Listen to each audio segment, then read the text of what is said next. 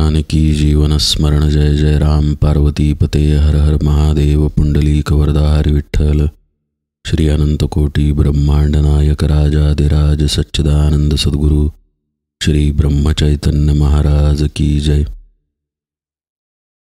श्री महाराजांच्या सेवेमध्ये आत्मदर्शन समास आपण पाहत आहे। देव ही गोष्ट वेगळेपणानं जाणण्याची नाही हे समर्थांनी आपल्याला समजावून सांगितलं। ते स्पष्टपणे म्हणाले, देव पाहावा भक्तपणे, विभक्तपणे पाहण्याची गोष्ट म्हणजे देव नाही। देवच होऊन जाणं ही झाली सायुज्य मुक्ती आणि तीच प्राप्त करता आली पाहिजे आणि त्यासाठी संत संगती धरली पाहिजे।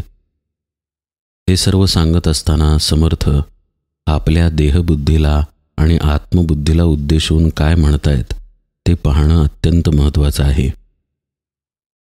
इथे देवप्राप्ती करून घ्यायची आहे म्हणजे मला माझी जागा सोडून कुठेतरी निघून जायचं आहे असा अर्थ मुळीच नाही आहे।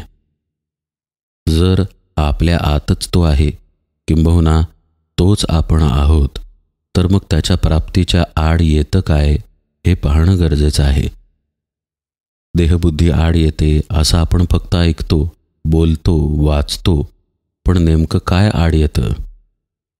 देहबुद्धी याचा अर्थ त्या ठिकाणी असलेला आपला विश्वास, त्या ठिकाणी आपला असलेला भाव, त्या ठिकाणी आपला असलेलं एकत्वच आड येतं। देहच मी हा आपला विचार अतिशय पक्का झालेला आहे। त्या विचारातूनच देहाला आपण सत्यत्व दिलेलं आहे। कुणी म्हणेल की देह असत्य कुठे आहे? आत्ता आपण कानाने ऐकत आहे, माझ्या हाताने माझ्या पायांना स्पर्श केला तर मला स्पर्श जाणवतो। देहाला सत्यत्व आहेच की, मग ते सत्यत्व जर दिलं तर काय चुकलं? सत्यत्व देण्यामध्ये काही चूक नाही, पण देहाला सत्यत्व देणं आणि देहच मी आहे या भावाला सत्यत्व देणं या दोन वेगळ्या गोष्टी आहेत। आपण पैसा वापरतो, आपण घरातील वस्तू वापरतो, आपण आपला देहही वापरतो, पण आपल्या पैशाला किंवा घरातील वस्तूंना आपण मी म्हणत नाही। घरातील केरसुणीने आपण केर काढतो, साबणाने हात धुतो, स्वयंपाकघरामध्ये भांडी वापरून स्वयंपाक बनवतो, अन्नधान्याचा वापर करून अन्न बनवतो, शिजवतो, पण या सर्व गोष्टींना आपण मी म्हणत नाही। ताटामध्ये जेवण वाढून घेतो, चमचा वाटी याचा वापर करून जेवण करतो, पण आपण चमचा वाटीला किंवा ताटाला मी म्हणत नाही। मग भोग ज्या इंद्रियांच्या मार्फत आपण घेतो ती इंद्रिये आपल्या देहाला चिकटलेलीच आहेत। हात, पाय, डोळे, कान, नाक वगैरे वगैरे, किंवा आतील इंद्रिये मन, चित्त, बुद्धी, अहंकार। मग त्या सगळ्या इंद्रियांना मिळून आपण मी असं का म्हणतो ही विचार करण्यासारखी गोष्ट आहे। त्याचं एक मुख्य कारण असं की वस्तूंची होणारी हालचाल ही खूपशी आपल्या देहाच्या बाहेर घडते। वाटी, चमचा असेल, केरसुणी असेल, कपडे असतील, हे सगळं आपल्या देहाच्या बाहेर घडत राहतं। देहाला चिकटून इंद्रिये असल्यामुळं देहभोग इंद्रियांच्या मार्फत जेव्हा भोगला जातो त्यावेळी आपण आत्म्याच्या अगदी निकटचा अनुभव घेतो। पंचदशी असं सांगते की जेव्हा आपण इंद्रियांमधून विषयाचा उपभोग घेतो तेव्हा जे सुख होतं ते खरं म्हणजे आत्म्याचंच सुख आहे। आपण गुलाबजाम खाल्ला की गुलाबजाम खाल्ल्याचं सुख आत्म्याकडून आपल्याला मिळतं। आत्मा आत आहे म्हणून आपण गुलाबजामचं सुख घेऊ शकतो। क्षणभर गुलाबजामची चव आपल्याला समजते, क्षणभर आपल्या वृत्ती अंतर्मुख होतात, आपल्याला सुख होतं आणि पुन्हा आपण विषयांमध्ये बाहेर डोकावतो। जिथे आपल्याला सुख झालं त्या आत्म्यापाशी न थांबता आपण पुन्हा बाहेर म्हणजे गुलाबजामकडे धावायला लागतो। खरं म्हणजे हा आत्मा आहे म्हणूनच त्या गुलाबजामचं सुख मला मिळालं। तोच जर नसता तर गुलाबजामचं सुख घेणारा तिथे कोण आहे? कुणीच नाही। तसंच प्रत्येक विषयभोगाच्या बाबतीत आहे। आपण एखाद्या निसर्गरम्य ठिकाणी गेलेलो आहोत, दरी पाहत आहोत, झाडे पाहत आहोत, ढग, वारा, पाऊस यांचा अनुभव घेत आहोत. त्यातून आपल्याला सुख मिळत आहे. नेत्रांना सुखद दृश्य दिसत आहे. त्वचेला गार वारा, पाऊस स्पर्श करत आहे. आसपास जंगल असल्यामुळं, पाऊस पडत असल्यामुळं एक प्रकारचा सुगंध हवेमध्ये पसरलेला आहे.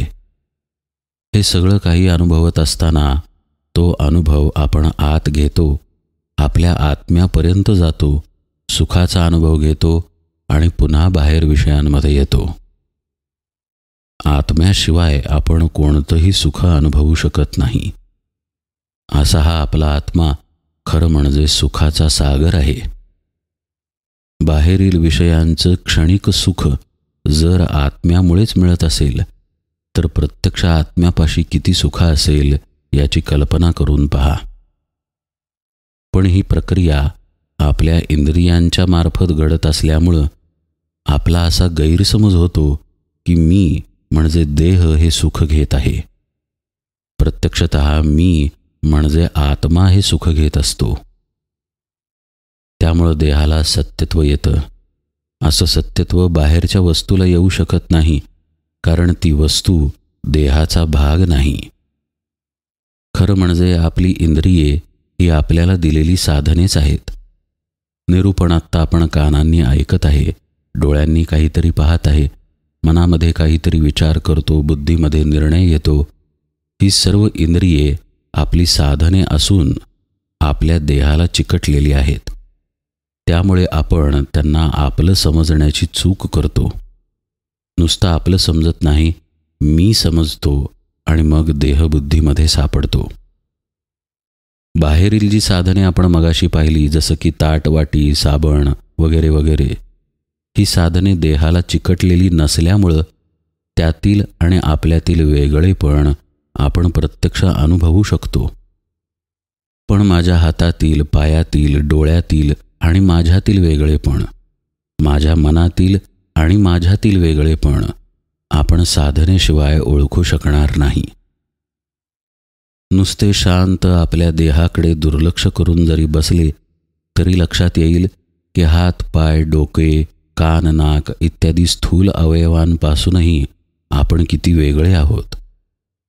साधनेच्या मार्गानं आपल्याच आत आपण जेव्हा खोलवर शिरायला लागतो तेव्हा आपल्या लक्षात यायला लागतं की आपण तर आपल्या मनापासून, बुद्धीपासून, चित्तापासूनही वेगळे आहोत. हे वेगळेपण ज्याला लक्षात येतं त्याला कळेल की देहबुद्धी म्हणजे काय. नुसतं शब्दांनी कळण्याचा हा विषय नाही. देहबुद्धीला दिलेलं सत्यत्व मिथ्या आहे, पण ते मिथ्यत्व कळण्यासाठी खरं सत्यत्व काय आहे तिकडची वाटचाल करणं गरजेचं आहे. समर्थांनी आपल्याला स्पष्टपणे सांगितलं आहे की देव ही भक्तपणानं अनुभवण्याची गोष्ट आहे. तूच मुळात ते आहेस, त्यामुळे तू विभक्तपणे देवाला भेटायला जाऊ नको. तूच ते आहेस हे जाणून घेण्यासाठी तुझा देहबुद्धीचा गैरसमज तू काढून टाक, म्हणजे देव तिथे आहेच. म्हणून तर समर्थ म्हणतात, देहची होऊन राहिजे तेणे देह दुःख साहिजे, देहातीत होता पाविजे परब्रह्म ते. हे देहातीत होणं म्हणजेच आपली देहबुद्धी टाकून देणं. जोपर्यंत देहच आपण या भावामध्ये आपण आहोत तोपर्यंत आपल्याला दुःखाचा स्पर्श आहे. आता आपल्याला जे दुःख होतं ते दुःख समर्थ इथे सांगत नाही आहेत. कुणीतरी आपतेष्ट वारले किंवा आपले पैसे लुबाडले गेले किंवा आपल्याला आजारपण आलं, हे दुःख समर्थ सांगत नाही आहेत. सुख आणि दुःख हे दोन्हीही दुःखामध्येच येतं. हा भाग समजून घेणं गरजेचं आहे. पाण्यावरती आलेल्या बुडबुड्याला जर मी सत्यत्व दिलं तर त्या बुडबुड्यानं तहान भागेल का? तहान भागण्यासाठी प्रत्यक्ष पाणी लागेल. तसं पूर्ण तृप्ती किंवा पूर्ण समाधान आपल्या आत्मस्वरूपापाशीच आहे. देहाला सत्यत्व देऊन आपण सुखदुःखरूपी बुडबुड्यांमध्ये अडकतो. क्षणभंगूर आयुष्यामध्ये क्षणभंगूर विषयांच्या नादी लागून क्षणभंगूर समाधान मिळतं आणि पुन्हा ते समाधान भंग पावतं. त्यामुळं ते समाधान मिळणं आणि जाणं हे दोन्हीही दुःख रूपच आहे. समर्थ म्हणतायत, याच दुःखामध्ये तू अडकून राहशील जर तू देहच होऊन राहशील, देहालाच सत्यत्व देशील. मात्र देहातीत जर तुला होता आलं तर तेच परब्रह्म तू होऊन जाशील, जे तू आहेसच. वेगळीकडून तुझं स्वरूप आणायचंच नाही, तूच तर ते आहेस आणि हाच सद्गुरूंचा उपदेश आहे. मग लगेच श्रोत्यानं इथं प्रश्न विचारला, देहातीत कैसे होणे, कैसे परब्रह्म पावणे, ऐश्वर्याची लक्षणे कवण सांगिजे. भगवंताच्या ऐश्वर्याची लक्षणं कोणती? आपण खरं म्हणजे ती गुणात्मक आहेत हा विषय आधीच पाहिला. पण इथे श्रोता विचारतोय की देहातीत व्हा असं तुम्ही म्हणताय, तर ते कसं व्हायचं आणि परब्रह्माला कसं प्राप्त करून घ्यायचं? इथेही पहा, श्रोता अशा आविर्भावात प्रश्न विचारत आहे जणू काही परब्रह्म बाहेरून प्राप्त करून घ्यायचं आहे. वस्तुस्थिती ही आहे की ज्या क्षणी देहभाव जाईल त्याच क्षणी परब्रह्माची प्राप्ती आहे. तुकाराम महाराज म्हणतात, अहंभाव गेला तुका म्हणे देव झाला. अर्थ काय याचा? देव आपणच आहोत. अहंकार गेल्यानंतर आपणच आपल्याला प्राप्त होतो. ऐसे श्रोता आक्षेपिले, याचे उत्तर काय बोलिले, तेची आता निरूपिले सावध ऐका. या प्रश्नाचं आता उत्तर दिलं जाणार आहे. अत्यंत सावध होऊन ते तुम्ही ऐका असं समर्थ म्हणत आहेत. उत्तराची सुरुवातच पहा समर्थांनी कशी केली आहे. देहातीत वस्तू आहे ते तू परब्रह्म पाहे, देहसंग हा नस आहे तुझ विदेहासी. अरे तूच मुळात परब्रह्म आहेस, तूच मुळात देहातीत आहेस. स्वतःला मी देहातीत असूनही मी देह जर समजलं तर मी गैरसमजात नाही का? मी भ्रमामध्ये नाही का? तर तो भ्रम टाकणं गरजेचं आहे.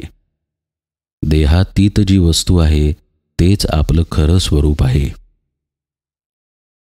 असं पहा, आपल्याला कंपनीमध्ये काही पैशांचा फायदा झाला. आता कंपनीमध्ये नोकरही बरेच आहेत. काही नोकरांना पगार वाढवून आपण दिला, पण मूळ फायदा कुणाला झाला असं विचारलं तर कंपनीच्या मालकाला झाला म्हणून आपण बोट मालकाकडे दाखवतो. तसं आत्मा हा आपला मालक आहे.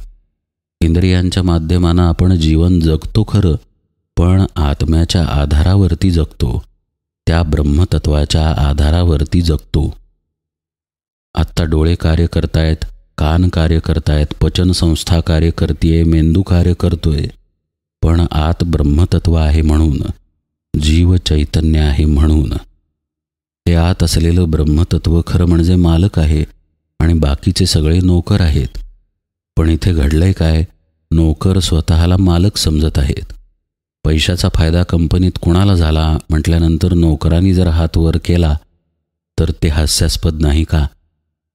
फायदा हा मालकालाच होतो, नोकराला फार तर फार पगारवाढ मिळेल. तसंच समर्थ आपल्याला सांगतायत की देहातीत असलेली जी वस्तू आहे म्हणजेच ब्रह्मतत्व आहे, आत्मतत्व आहे, ते तू आहेस. तू जोपर्यंत देहाचा संग टाकणार नाहीस तोपर्यंत तुला ते कळणार नाही. त्यामुळे खरं म्हणजे या आत्मतत्वाला देहाचा संग सहन होत नाही. यातून समर्थांना एवढंच सुचवायचं आहे की देहाचा संग आणि आत्मतत्वाचा स्वरूपाचा संग या दोन्ही विरुद्ध टोकाच्या गोष्टी आहेत. एक प्राप्त करायचा असेल तर एकाचा त्याग करावा लागेल. आपल्याला सद्यस्थितीमध्ये स्वरूपाचा त्याग करण्याची गरजच नाही.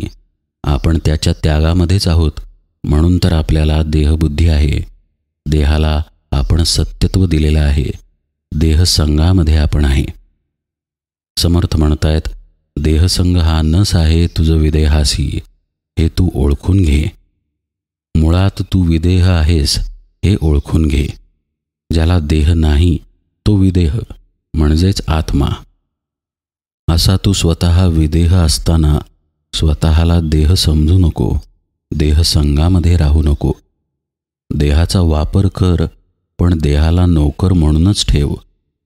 देहाला जी मालकी दिलेली आहे ती तू काढून टाक. मालकी आत्म्याकडेच आहे. देह संग म्हणजे देहामध्ये असलेली आसक्ती, देहाला दिलेली सत्यता. प्रपंचसुद्धा परमार्थाच्या आड येत नाही. श्री महाराजांचं वाक्य आठवून पहा. श्री महाराज म्हणतात, प्रपंच परमार्थाच्या आड येत नाही, प्रपंचातील आसक्ती परमार्थाच्या आड येते. बायको, मुले, घरदार सर्व काही असावं, पण त्यामध्ये आपण आसक्त नसावं. हे जसं प्रपंचाच्या बाबतीत आहे, तसंच आपला देह हा सुद्धा आपला प्रपंचच आहे. या देहामध्ये जर आपण आसक्त झालो तर देहसंगामध्ये गेलो. माझा देह करता करता मी म्हणजेच देह इतकी ती आसक्ती खोल जाते आणि हीच देहबुद्धी आहे. पैसा आड येत नाही परमार्थाच्या, त्याच्यातील माझेपणा, त्याच्यातील आसक्ती आड येते. पैशाचा केवळ वापर करायचा म्हणून जर त्याला वापरलं तर त्याला परमार्थाच्या आड येण्याचं काही कारणच नाही. तसंच आपल्या देहाला आपण वापरावं, त्याच्या संगामध्ये जाऊ नये आणि आपण देहातीत वस्तू आहे हे ओळखून आपण असावं. मूळ आपलं स्वरूप हे विदेहच आहे. समर्थ म्हणतात, ज्याची बुद्धी होये ऐसी, वेदवर्णिती तयासी, शोधिता नाना शास्त्रांसी, न पडे ठाई. अशी बुद्धी होणं गरजेचं आहे. ही बुद्धी कशानं होईल? अर्थातच आचारानं होईल. आणि हा आचार आहे सोहमचा आचार. हा आचार आहे सद्गुरुपदिष्ट साधना. जे काही आपण ध्यान, नामस्मरण इत्यादी करत आहोत, त्यामध्ये ते परमात्म तत्वच मी आहे याची जाणीव ठेवून जर आपण ते केलं, सद्गुरूंच्या मार्गदर्शनाखाली जर ते केलं, तर तोच आचार आहे ज्यामुळं आपली ही बुद्धी तयार होईल. ज्याला दारूचं व्यसन असतं त्याला वेगळा विचार करून दारू विकत घ्यावी लागत नाही. त्याची बुद्धीच दारूमय झालेली असते. दारूचं चिंतन आत सुरूच असतं. दारू विकत कधी घेतो आणि कधी पितो असं त्याला झालेलं असतं. वेगळा तिथे विचार, निर्णय घ्यावाच लागत नाही. याला म्हणायचं बुद्धी होणं. आता हे उदाहरण हीन दर्जाचं असलं तरी समजण्यासाठी सोपं आहे. आपली बुद्धी कशी आहे पहा. आपली बुद्धी विषयाची आहे. विषयाच्या ठिकाणी आपण इतक्या सहजतेनं समरसून जातो की तिथे आपल्याला काही कष्ट करावे लागत नाहीत.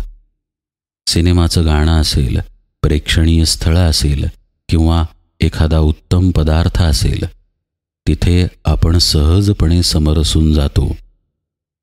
हीच झाली वैषयिक बुद्धी.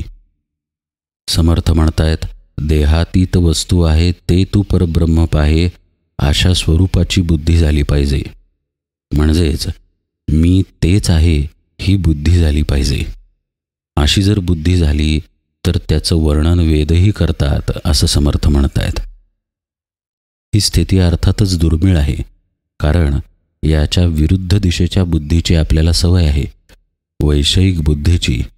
आणि तो विषयभोग आपण देहाच्या मार्फत घेतो.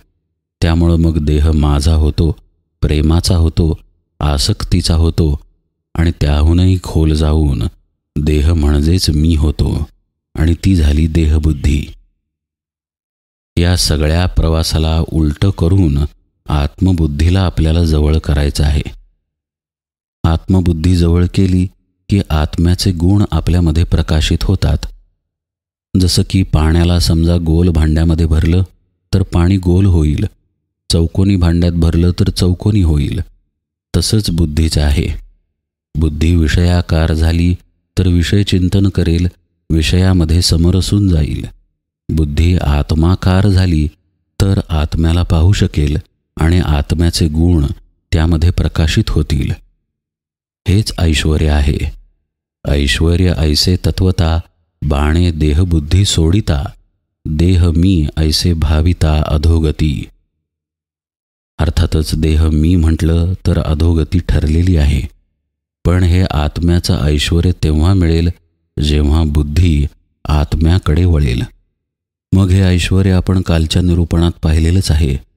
अमानित्व असणं, अदंभित्व असणं, शांती असणं, आर्जव असणं वगैरे वगैरे. आपोआपच हे गुण साधकामध्ये दिसून येतात. हे गुण ऐश्वर्यच आहे भगवंताचं.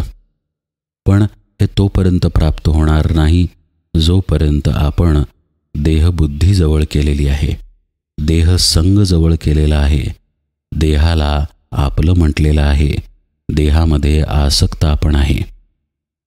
आपल्याला ही बुद्धी टाकून आत्मबुद्धीचा प्रवास करायचा आहे. मग आता हा प्रवास होतो कसा आणि कोणत्या मार्गानं आणि कोणाच्या कृपेनं, हा सगळा भाग आपण यथावकाश पाहूया. आज निरूपण सेवेला इथेच विराम देतो. जानकी जीवन स्मरण. जय जय राम.